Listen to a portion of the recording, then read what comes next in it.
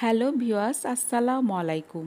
মুশকিস healthy plate চ্যানেলে আপনাদের সবাইকে স্বাগতম। আজ আমি আপনাদের সামনে হাজির হলাম খুব সহজ কিন্তু খুবই মজার একটি রেসিপি নিয়ে।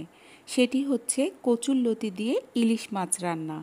যেহেতু এখন বাজারে প্রচুর পরিমাণে ইলিশ মাছ পাওয়া যাচ্ছে, তাই এই ইলিশের রেসিপিটি আশা করছি আপনাদের ভালো লাগবে। চলুন তবে কথা না বাড়িয়ে মূল রান্নায় চলে যাই। এর জন্য প্রথমে আমি চুলায় একটি পাতিল বসিয়ে দিয়েছি এবং পাতিলে রেগুলার যে রান্নার তেল সেটি দিয়ে দিচ্ছি 1/3 কাপ। তেলটা যখন সামান্য গরম হয়ে আসবে তখন এতে আমি 1/3 কাপ পেঁয়াজ কুচি দিয়ে দিচ্ছি। এখানে মিডিয়াম সাইজের 2টি পেঁয়াজ হবে। লতিতে কিন্তু বাটা মশলার পরিমাণটা কম থাকে, গুঁড়া মশলা এবং পেঁয়াজের পরিমাণটা একটু বেশি দিতে হয়। নেড়ে চেড়ে পেঁয়াজগুলোকে আমি হালকা নরম করে নেব এবং দুটো কাঁচামরিচকে এরকম আমি আগাটা ভেঙে পেঁয়াজের সাথে ভেজে নিচ্ছি। এতে করে কাঁচামরিচটার একটা ফ্লেভারের সাথে সাথে ঝালটাও পাওয়া যাবে। আবার তেলের মধ্যে ভাজার কারণে কাঁচামরিচটা কিন্তু ফুটে উঠবে না। যখন পেঁয়াজটা হালকা নরম হয়ে আসবে তখন এর মধ্যে আমি 1 টেবিল চামচ রসুন বাটা দিয়ে দিচ্ছি। লতির মধ্যে কিন্তু আমি আদা বাটা ব্যবহার করি না। আপনারা চাইলে সামান্য পরিমাণ আদা বাটাও ব্যবহার করতে পারেন। তবে লতিতে রসুনের পরিমাণটা একটু বেশি দিতে হয় এবং টমেটো বা টক জাতীয় জিনিস একটু বেশি দিলে লতি খাওয়ার সময় গলা চুলকাবে না। এরপর রসুনটাকে আমি তেলের মধ্যে হালকা ভেজে নিচ্ছি যাতে এর কাঁচা গন্ধটা চলে যায়। রসুনটা যখন তেলের মধ্যে ভালো করে ভাজা হয়ে যাবে তখন আমি সামান্য পানি এর মধ্যে অ্যাড করছি, কারণ এবার আমি এতে গুঁড়ো মশলাগুলো অ্যাড করব। এই পানিটা দেওয়ার কারণে গুঁড়ো মশলাগুলো দেওয়ার পরে গুঁড়ো মশলাটা পুড়ে যাবে না এবং একটি ঝাঁঝালো গন্ধও বের হবে না। দিয়ে দিচ্ছি 1/2 টেবিল চামচ হলুদ গুঁড়ো, সেই সাথে ঝালের জন্য দিচ্ছি 1 টেবিল চামচ মরিচ গুঁড়ো। আপনারা আপনাদের পছন্দ মতো ঝালটা বাড়িয়ে কমিয়ে দিতে পারেন, তবে লতিতে কিন্তু ঝালটা একটু বেশি হলে খেতে ভালো লাগে।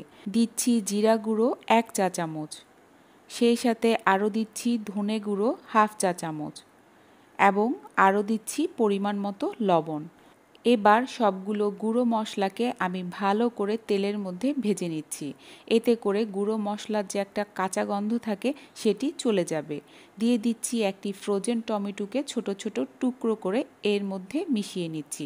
আপনারা চাইলে নর্মাল টমেটো ব্যবহার করতে পারেন, তবে এই টমেটোটা দেওয়ার কারণে লতি খাওয়ার পরে গলা যে চুলকানো ভাব হয় সেটি কিন্তু হবে না। দেখুন চুলার আঁচটাকে কমিয়ে রেখে আমি তেলের মধ্যে মশলাটাকে ভালো করে ভেজে নিচ্ছি। এরপরে এর মধ্যে আমি অ্যাড করছি কিছুটা গরম পানি এবং ভালো মতো নেড়ে চেড়ে আমি ঢাকনা দিয়ে দিচ্ছি 5 থেকে 6 মিনিটের জন্য। ফিরে আসলাম 6 মিনিট পর। দেখুন মশলাটা কিন্তু আমার ভালো মতো কষানো হয়ে গেছে এবং তেলটাও ওপরে ভেসে উঠেছে। এবার আবার ভালো করে মশলাটাকে আমি নেড়ে চেড়ে এর মধ্যে আমি ইলিশ মাছগুলো দিয়ে দিচ্ছি।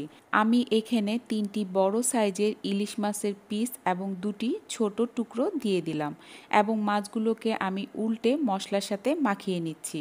মাছগুলো যেহেতু নরম থাকে, পরে মাছগুলোকে উল্টাতে পাল্টাতে গেলে মাছগুলো কিন্তু ভেঙে যাওয়ার সম্ভাবনা থাকে।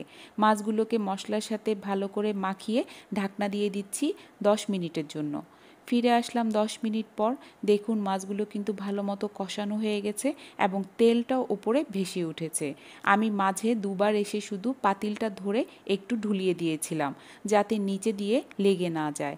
এবার একটি ছাঁকনির সাহায্যে মাছগুলোকে এভাবে মশলা থেকে উঠিয়ে আলাদা একটা প্লেটে উঠিয়ে রাখছি, কারণ আমি এই মশলার মধ্যে এবার কচুর লতিগুলোকে দিয়ে ভালো মতো কষিয়ে নেব। মাছ সহ যদি লতিগুলো কষানো হয় তাহলে কিন্তু মাছগুলো ভেঙে যাবে। আমি আগেই আধা কেজি লতিকে ভালো করে পরিষ্কার করে কেটে ধুয়ে নিয়েছি। সেই লতিগুলোকে আমি এই মশলার মধ্যে ঢেলে দিলাম এবং ভালো করে মশলার সাথে নেড়ে চেড়ে মিশিয়ে দিচ্ছি।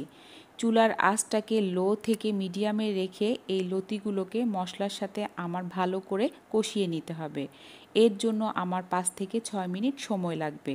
এর ভেতরেই লতিগুলো কিন্তু মশলার সাথে ভালো মতো কষে যাবে।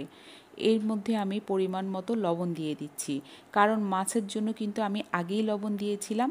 এই লবণটা দিলাম আমি লতির জন্য। এবার এর মধ্যে আমি দিয়ে দিচ্ছি 3 কোষ রসুনকে এভাবে কুচি করে।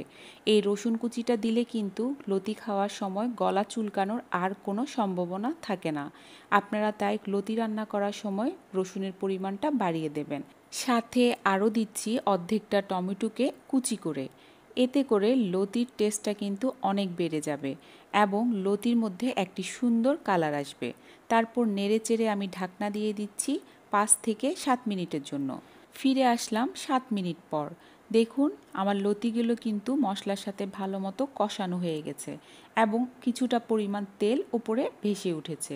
এবার লতিটাকে আবার একটু ভালো মতো নেড়েচেড়ে মিশিয়ে দিচ্ছি এবং এর মধ্যে যে আমি আগে মাছগুলোকে কষিয়ে রেখেছিলাম সেই মাছগুলো ঢেলে দিচ্ছি এবং মাছের মশলাগুলোকেও আমি পানি দিয়ে ভালো করে ধুয়ে এর মধ্যে দিয়ে দিচ্ছি। সাথে দিয়ে দিচ্ছি পরিমাণ মতো পানি। পানির পরিমাণটা এমনভাবে দিতে হবে যাতে লতিগুলো ভালো মতো সুসিদ্ধ হয়ে যায় এবং ঝোলটাও মাখা মাখা হয়ে যায়, কারণ লতির মধ্যে ঝোলের পরিমাণটা বেশি থাকলে খেতে কিন্তু ভালো লাগে না। ঝোলটা মাখা মাখা হলেই খেতে ভালো লাগে। এভাবে পাতিলটাকে ঢুলিয়ে আমি সবগুলো উপকরণকে একসাথে ইলিশ মাছের সাথে মিশিয়ে ঢাকনা দিয়ে দিচ্ছি 10 মিনিটের জন্য। ফিরে আসলাম 10 মিনিট পর। দেখুন আমার ইলিশ মাছ দিয়ে লতি রান্নাটা কিন্তু পুরোপুরি রেডি হয়নি। লতিগুলো আরও অনেক নরম হবে এবং ঝোলটাও কমে আসবে। আমি পাতিল ধরে শুধু এভাবে একটু ঢুলিয়ে দেব, তা না হলে লতিগুলো কিন্তু ভেঙে যাবে। আমি এর মধ্যে 2টো কাঁচামরিচকে ভেঙে দিয়েছি, এগুলো দিয়েছি ফ্লেভারের জন্য। ঢাকনা দিয়ে দিচ্ছি এবং ফিরে আসছি 6 মিনিট পর। দেখুন এবার আমার লতিগুলোর ঝোলটা কিন্তু কমে এসেছে। আমি এর মধ্যে 1 মুঠো ধনেপাতা কুচি দিয়ে দিচ্ছি। এবার ধনেপাতার ফ্লেভারটা পাওয়ার জন্য আমি ঢাকনা দিয়ে দিচ্ছি এবং ফিরে আসলাম 2 মিনিট পর। দেখুন লতিটা কিন্তু আমার পুরোপুরি রেডি। এবার নামানোর আগে আমি 1 টুকরো লেবুকে এভাবে চিপে ওপর থেকে এর রসটা দিয়ে দিচ্ছি। এতে করে লতির টেস্টটা কিন্তু অনেক বেশি ভালো আসবে এবং লতি খাওয়ার পরে গলা চুলকানোর আর কোনো সম্ভাবনা থাকবে না। চুলার আঁচটাকে আমি বন্ধ করে দিয়েছি এবং গরম গরম পরিবেশন করছি লতি দিয়ে ইলিশ মাছ রান্না। খুব সহজ এবং সাধারণ একটি রেসিপি, কিন্তু খেতে ভীষণ মজা। কচুর লতিটা তো সবাই কম বেশি রান্না করতে পারেন, কিন্তু ইলিশ মাছ দিয়ে যদি এভাবে কচুর লতিটা রান্না করেন তাহলে এর টেস্টটাই কিন্তু আপনার মুখে লেগে থাকবে। আর ভালো লতি রান্নার বিশেষত্ব হচ্ছে লতিটা একদম সফট হয়ে যাবে কিন্তু ভেঙে যাবে না বা গলে যাবে না, তাহলেই কিন্তু লতিটা খেতে বেশি ভালো লাগে। এরকম আরও সহজ রেসিপির জন্য আমার চ্যানেলটাকে সাবস্ক্রাইব করতে ভুলবেন না। সবাই অনেক অনেক ভালো থাকবেন এবং আমার জন্য দোয়া করবেন। আল্লাহ হাফেজ।